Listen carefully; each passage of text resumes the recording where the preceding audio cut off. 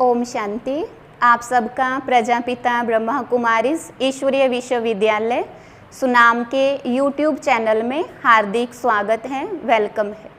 जैसे कल आपने आदरणीय मीरा दीदी जी के द्वारा जो अपना ये मेडिटेशन कोर्स है उसका पहला भाग कि जीवन में वैल्यूज़ का क्या हमारे एक वैल्यू है उसके बारे में हमने समझा कि जीवन की वैल्यू कब है, जब हमारे जीवन के अंदर वो वैल्यूज़ हैं, है ना।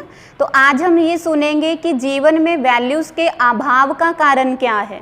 तो आज हम जानेंगे अपने बारे में, जैसे हमें दिखाया आत्मदर्शन। तो सेकंड हमारा भाग जो शुरू होता है वो स्वयं की पहचान से होता है कि हम कौन हैं। आज हमने चांद सितारों तक जाकर इतनी और इन्वेंशन हमने की, लेकिन हम कौन हैं अभी तक हम इस रहस्य को नहीं जान पाए।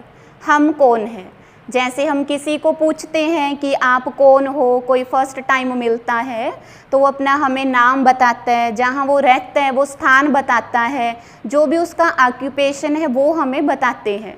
लेकिन जो भी हमने ये बताया, क्या हमने ये अपना रियल एड्रेस बताया, एक रियल आइडेंटिटी बताई, या ये शरीर का एड्रेस था, है ना। तो इसमें दो शक्ति काम करती है, एक है मैं और एक है मेरा। हम दिन भर में मैं और मेरा शब्द यूज़ करते हैं। हमने कहा ये मेरा शरीर, मेरे कान, मेरा मुख, मेरी आँख। तो ये मेरा जो शब्द है, ये कौन सी पावर जो है, ये जो मेरा शब्द हम रोज़ सुनते हैं मेरा मेरा, तो मेरा कहने वाली जो शक्ति है उसको हम कहते हैं आत्मा। तो आत्मा जो है वो इस पूरे शरीर के अंदर, जैसे हमें दिखाया कि दोनों आँखों के बीच में आत्मा के रहने का स्थान है। जैसे एक ड्राइवर है वो भी गाड़ी को एक फिक्स पॉइंट पर बैठकर उसको ड्राइव करता है, तो ऐसे ही मैं आत्मा इस बॉडी में यहाँ रहकर इस पूरी बॉडी को कंट्रोल करती हूँ। तो जहाँ हमें दिखाया कि माताएं तिलक लगाती, भाई लोगों को भी तिलक लगाया जाता, तो ये मैं आत्मा इस शरीर में मेरा ये रहने का स्थान बताया। फिर उसके बाद हमें बताया कि जब मैं आत्मा इस शरीर में हूँ, चलती हूँ, खाती हूँ, पीती हूँ, हर कर्म करती हूँ, पर जैसे इस शरीर से निकले हम हड्डी मांस का एक पिंजर रह गए। आँख देख नहीं सकती, मुख बोल नहीं सकता, कान सुन नहीं सकते। अब क्या कारण है? क्योंकि अब इस शरीर से जो वो मैं कहने वाली शक्ति आत्मा थी, अब वो इस शरीर से निकल चुकी है। तो जैसे हमारी ये बॉडी है और एक आत्मा है, दोनों में इतना ही फ़र्क है जितना फ़र्क सांप और मणि के अंदर है। सांप अलग और मणि अलग है। और दूसरा हम देखते जैसे साधु और कुटिया, ये कुटिया है, इसमें मैं आत्मा साधु मिसल हूँ। और हमें फ़र्क बताया पंछी और एक पिंजरे के अंदर, तो मैं आत्मा पंछी और ये मेरा पिंजरा है। तो ऐसे ही है, हमें जो भी दिखाया इसमें ये फ़र्क दिखाया कि मैं आत्मा अलग हूँ और मेरा ये शरीर अलग है। तो मैं इसकी मालिक हूँ। ये शरीर हमारा 5 तत्वों की रचना है, हवा, पानी, धरती, अग्नि, आकाश। तो ये शरीर इन 5 तत्वों से तैयार हुआ। पर जो मैं आत्मा हूँ, मैं अजर हूँ, अमर हूँ, अविनाशी हूँ, एक इमॉर्टल पावर हूँ जो कभी विनाश नहीं हो सकती। तो ऐसे हमें आत्मा की सूक्ष्म शक्तियों के बारे में भी बताया गया। जैसे आत्मा विनाशी है, सूक्ष्म है, ऐसी हमारी 3 पावर्स हैं, मन, बुद्धि और संस्कार। मन, बुद्धि और संस्कार, ये पावर्स क्या काम करती हैं? जैसे मन, अब मन का काम क्या है? थॉट क्रिएट करना, कल्पना करना, इमेजिनेशन या फीलिंग्स क्रिएट करना। तो ये सब मन के काम है। और अगर देखा जाए तो हम थॉट भी एक तरह के नहीं क्रिएट करते, हम 4 टाइप थॉट क्रिएट करते हैं, नेगेटिव, पॉजिटिव, वेस्ट और नेसेसरी। इसमें अलग अलग परसेंट है हर थॉट की। जैसे कहा जाता है कि हम मनुष्य आत्माएं आज के इस जो एक माहौल है इसमें रहते हुए सिर्फ 5% पॉजिटिव थॉट क्रिएट कर पा रहे हैं, और 15% हम अपने जो हैं थोड़ा अर्जेंटली नेसेसरी जो थॉट हैं वो क्रिएट करते हैं।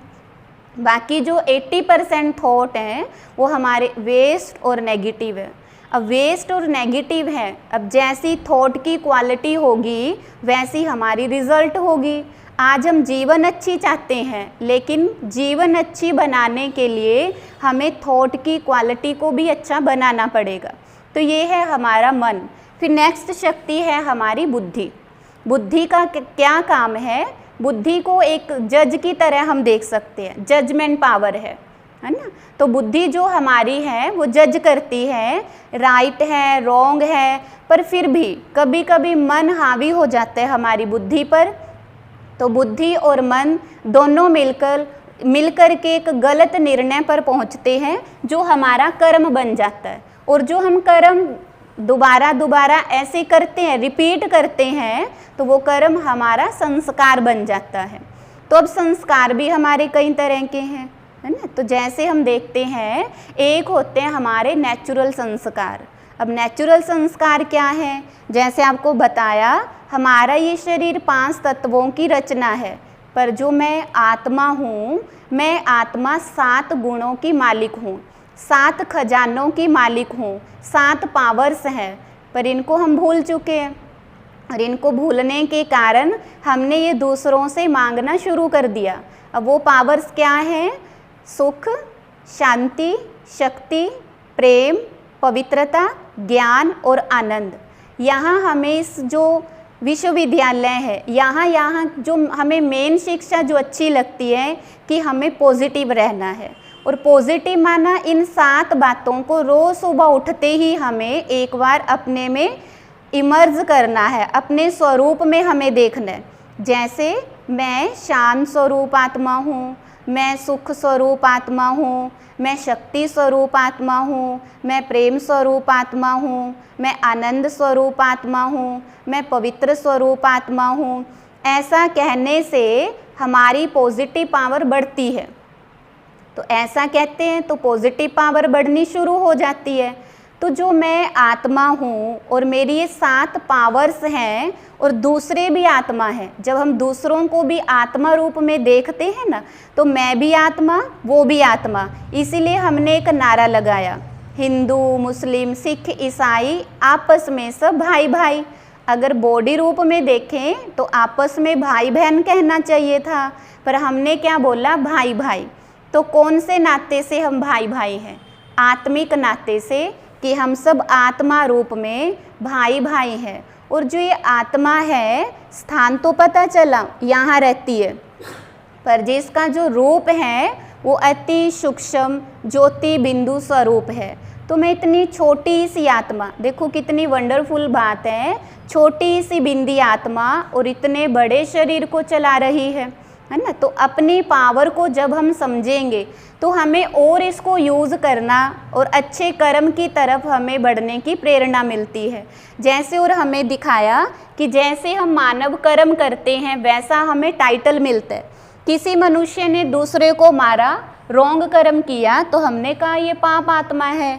किसी ने कोई अच्छा धर्म का काम किया तो हमने कहा कि ये बड़ा धर्मात्मा है। कोई महात्माओं के रूप में आए, जो आत्माएं पवित्र रही आज के संसार में भी, और कुछ इनसे भी जो ऊंच स्टेज के हुए, जिनको हमने मंदिर, डेरे, गुरुद्वारे में जैसे ऐसे हमने पूजा, है ना। तो हम जिनको हम देवी देवताएं कहा। फिर ऐसे हमने देखा कि जैसा हम कर्म करते गए वैसा हमें टाइटल मिलता गया। तो आज हम पुण्य आत्मा भी बन सकते हैं। कोई अच्छा धर्म का काम करके पुण्य आत्मा या कोई धर्मात्मा का टाइटल ले सकते हैं, परंतु कुछ भी ऐसा कर्म हम करेंगे तो हमें देवता तक का टाइटल मिल सकता है, लेकिन परमात्मा का नहीं, क्योंकि जो परमात्मा है वो एक है, पर हम आत्माओं में वैरायटी है। तो जैसा कर्म हमारा वैसा हमें टाइटल मिला। तो जैसे यहाँ मालिकपना दिखाया कि मैं आत्मा इन 5 कर्मेंद्रियों की भी मालिक हूँ, ये हमें एक रथ के रूप में दिखाया कि मैं आत्मा एक रथी हूँ। ये मेरी कर्मेंद्रियाँ दिखाई, इनको हम जितना अच्छे से यूज़ करेंगे उतना मुझे जो नेक्स्ट शरीर है अर्थात ये बॉडी है, ये मुझे और अच्छी मिलेगी। तो इस आत्मा ड्राइवर ने इस गाड़ी को अच्छे से ऐसे चलाना है कि मुझे नेक्स्ट गाड़ी भी अच्छे से अच्छी मिल सके। फिर यहाँ थोड़ा हमें ये दिखाया कि जैसे अब मनुष्य आत्माएं हैं, अब ये तो पता चला कि मैं आत्मा हूँ, इस शरीर में यहाँ रहती हूँ, रूप में बिंदु हूँ, है ना, और जो मेरे 7 पावर्स हैं वो भी हमें पता चली, और अब ये भी पता चला इसकी रियल मालिक कौन है, ये मेरा कहने वाली जो शक्ति है वो कौन है, तो पावर्स पता चली। पर फिर भी हम कई बार जैसे सुनते हैं दुनिया में कि जो मनुष्य है वो शरीर छोड़ने के बाद ऐसे अलग अलग योनियों में आता है, जैसे कभी जानवर, खरगोश, शेर, ये जो भी हमने दिखाया कि कुत्ता, बिल्ली, जो भी बना, फिर उसको जैसे ऐसे बताते हैं कि 84 लाख योनियों के बाद हमें एक मनुष्य जन्म मिलता है। पर आपको बताएं, परमात्मा ने यहाँ बहुत अच्छे से क्लियर किया कि परमात्मा ने क्या बताया हमें कि जो मनुष्य आत्मा है वो शरीर छोड़ने के बाद मनुष्य ही बनती है, और जानवर जो हैं वो जानवर ही बनते हैं। बट फ़र्क इतना है कि मनुष्य जब रॉन्ग कर्म करता है बनेगा वो मनुष्य ही, लेकिन मनुष्य होते हुए भी उसके हालात जानवरों जैसे हो जाते हैं। आज हम देखते हैं वृद्धाश्रमों में या अनाथ आश्रम में, या कई बार हम देखते हैं ऐसी बीमारियां हैं जो कोई टेस्ट में भी नहीं आ रही हैं, या कुछ ऐसे पेरेंट्स हैं जिनको आज बच्चे संभाल नहीं रहे हैं। तो कहने का मतलब ये कलयुग में रहते भी हमें बहुत सजाएं आज मिल रही हैं। तो ये निशानी है इस चीज़ की कि हम मनुष्य बनकर ही अपनी सब जो पाप कर्म है उनकी हम सज़ा चुकतू करते हैं, ना कि जानवर बनकर। अगर सोचो हम 84 लाख बार जानवर बनकर हमने सारे पाप कर्म की सज़ा भोग ली, तो आज एक मनुष्य चोला मिला तो इसमें तो हमें कोई दुख नहीं आना चाहिए, क्योंकि हमने जो भी पाप कर्म थे वो सारे जानवर बनकर के काट लिए। पर आज हम देखते हैं मनुष्य होते भी इतना दुख क्यों? फिर कहा जाता कि आपके कर्म, है ना। तो कर्म का मतलब जो हमने बीज लगाया वही हमें फल मिलेगा। आज मैं कोई कर्म करती हूँ, है ना, कोई मैंने कर्म किया और बाय चांस क्या होता है उस कर्म के बाद ही कुछ दिनों बाद हमारी डेथ हो जाती है। अब उस कर्म का मुझे फल उसी जन्म में नहीं मिला, फिर कहा जाता है कि इनको नेक्स्ट जन्म में ज़रूर मिलेगा, है ना। तो जो नेक्स्ट जन्म है वो कोई कुत्ता, बिल्ली या हाथी, घोड़ा बनकर नहीं मुझे मिलेगा, वो मनुष्य बनकर ही मुझे चुकतू करना पड़ेगा। तो कहने का मतलब क्या है कि मनुष्य ही बनता है, पर रॉन्ग कर्म या अच्छे कर्म के कारण उसको वैसा अगले जन्म में फल मिलता है। रॉन्ग करेगा तो हालात उसके जानवर मिसल हो जाते, पर रहेगा वो मनुष्य ही। तो ऐसे परमपिता परमात्मा उस शिव निराकार ने आत्मा की ये पहचान देकर हमारे इतने जन्मों से जो प्रश्न थे हम क्या बनते हैं क्या नहीं बनते, वो बहुत अच्छा यहाँ क्लियर किया। तो ऐसे आप समझते रहेंगे आगे भी तो आपको और अच्छा बहुत एक ऐसी नया ज्ञान हमें मिलेगा जो हमें बहुत ज़रूरी भी है, और इसको पाने से हमारे जीवन का भी एक परिवर्तन ज़रूर होगा। तो इसी एक रिक्वेस्ट के साथ हम कहेंगे कि आप रोज़ के ये जो आपको भाग मिलते रहेंगे, अलग अलग चैप्टर्स मिलते रहेंगे, इनको बड़े ध्यान से आप सुनना और आगे अपना भाग्य जमा करने के लिए शेयर करना, लाइक करना। और आप सबका बहुत बहुत थैंक्स। ओम शांति।